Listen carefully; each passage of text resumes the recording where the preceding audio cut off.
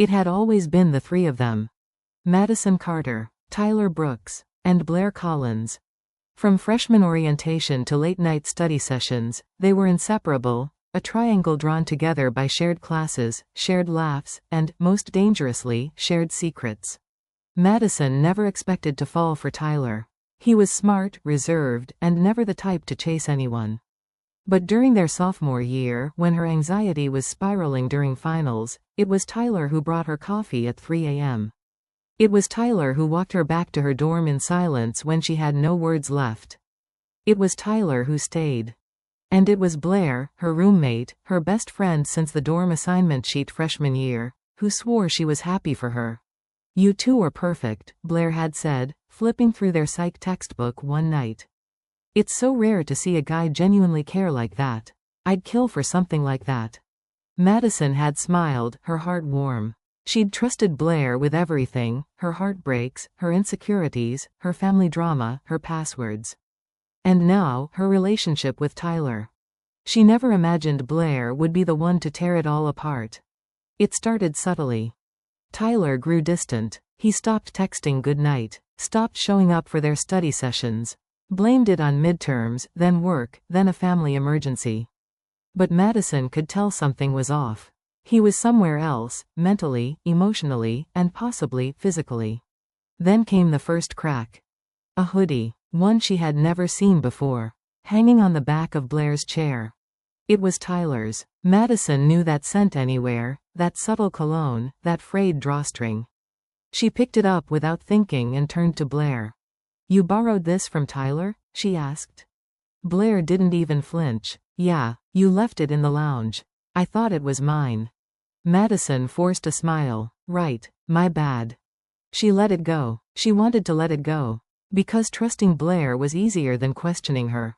Because the alternative, that her best friend was lying, was too painful to consider. But the cracks kept coming. Tyler stopped replying to her texts for hours. Then days. Blair started going out more, saying she was studying at the library late into the night. Sometimes she didn't come home at all. And then, the photo. It wasn't even meant for her. It was a story someone posted, a blurry shot from across the quad. Tyler, leaning in close to a girl. Brown hair, denim jacket. Her face was turned, laughing.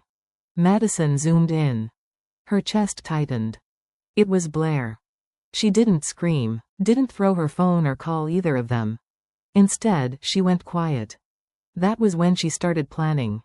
Because heartbreak hurt, but betrayal? Betrayal burned, and Madison had no intention of burning alone. Madison didn't sleep that night. She lay in bed, staring at the ceiling, her fists clenched under the covers while Blair snored softly in the next bed. The same bed Blair had returned to just an hour ago, her cheeks flushed, her lips glossed, and her phone lighting up with a message from T. The betrayal wasn't just physical. It wasn't just that Tyler had kissed another girl. It was who the girl was.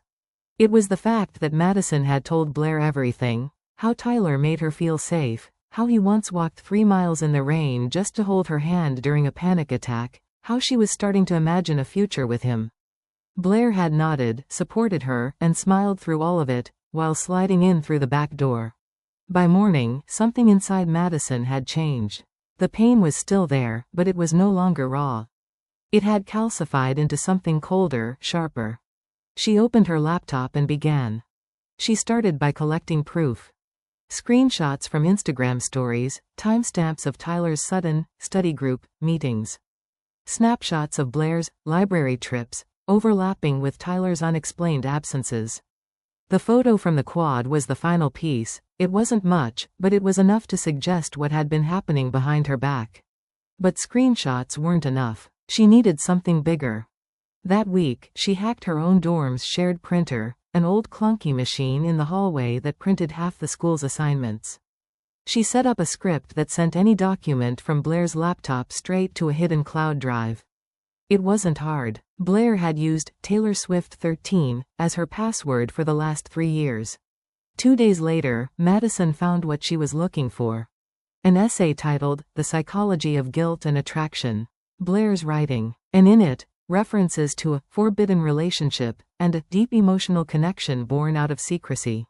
She didn't mention names, but the metaphors were clear. A triangle, where the two closest points eventually snapped the longest side. The essay ended with a line that hit Madison like a punch to the gut. Sometimes, loving the wrong person feels more right than anything else, even if it costs you the one person you swore you'd never hurt. It wasn't just betrayal. It was pride. Blair knew what she was doing, and she wasn't sorry. Madison's revenge was slow, calculated, and public. She waited until the college's Spring Talent Showcase, an annual event held in the auditorium, where students performed songs, poetry, comedy sketches. A lighthearted night meant to bring the campus together. Madison signed up. She told no one what she planned to perform. Blair helped her pick out an outfit. Tyler didn't show up at all. When Madison stepped onto the stage, she wasn't nervous. She wasn't sad. She was ready. The spotlight hit her like a truth she no longer feared. She looked out into the crowd, a sea of students, teachers, and somewhere in the third row, Blair, laughing with her new friends. And then she began to speak. The microphone hummed in her hand as the lights dimmed. Madison stood center stage, her voice steady, but her heart thudding like a war drum. "I was going to sing," she said, smiling faintly. "But then I realized, some songs aren't meant to be sung. Some are meant to be spoken. And this one's for the girl who taught me that betrayal doesn't always come with warning signs." A few people in the audience chuckled softly. They thought it was poetry. Until she continued. "She sat beside me through breakups. Slept in the bed next to mine while I sobbed over someone I thought I could trust. She told me he wasn't worth it. That I deserved better." She took a breath. Her gaze cut straight to Blair, who had stopped smiling. "But I didn't know then, she wasn't just comforting me. She was replacing me." There was a low murmur through the crowd. Whispers darted like electric sparks. "Tyler and I were together for a year," Madison said, her voice growing firmer. "And in the last 3 months, I was being lied to.